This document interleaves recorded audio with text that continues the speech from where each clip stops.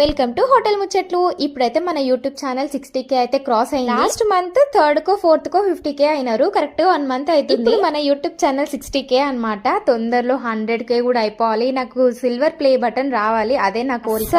అస్సలు నేను ఎక్స్పెక్ట్ చేయలేదు అనమాట ఇంత రీచ్ వస్తుందని. జస్ట్ 1K దాటితేనే చాలు అనుకునే రోజు నుంచి మన యూట్యూబ్ ఛానల్ 60K అయితే రీచ్ అయింది అనమాట. థ్యాంక్ యూ సో మచ్ అండి, మీ వల్లనే అది అయితే. ఇది నిన్న మొన్న స్టార్ట్ చేసింది అయితే కాదు, కరెక్ట్ గా 4 years అవుతుంది. మొన్ననే నాకు గూగుల్ చెప్పింది అనమాట, నువ్వు 4 years అయింది యూట్యూబ్ ఛానల్ స్టార్ట్ చేసి అని. 4 years కష్టం అనమాట.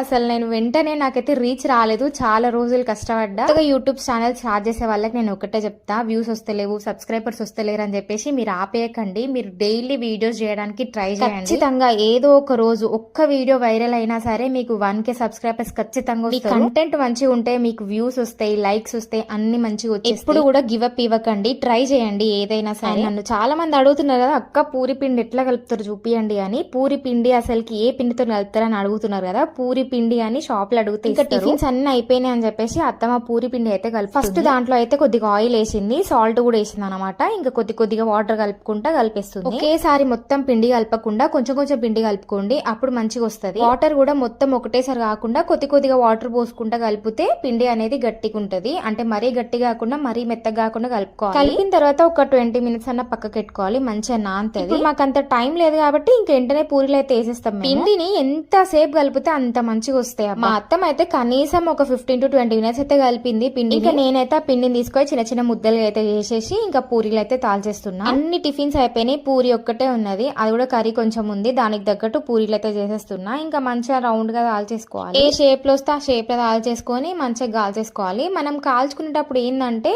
పూరి పైన నూనె చల్లాలన్నమాట. నూనె వేడి నూనె ఇట్లా చల్లి పూరి అనేది పొంగుతుంది. అది కూడా తక్కువ పూరీలు వేసుకోండి. ఒక్కొక్కసారి 4-5 వేసేసుకుంటే పొంగవు పూరీలు. 2 వేసుకొని 3 వేసుకొని కాల్చుకుంటే మంచిగా పొంగుతాయి. పూరీలు కూడా రెడీ అయిపోయినాయి. ఇంకా హోటల్కి ఇచ్చేస్తున్నా. మీరైతే వీడియోకి లైక్ చేసి సబ్స్క్రైబ్ చేసుకోండి.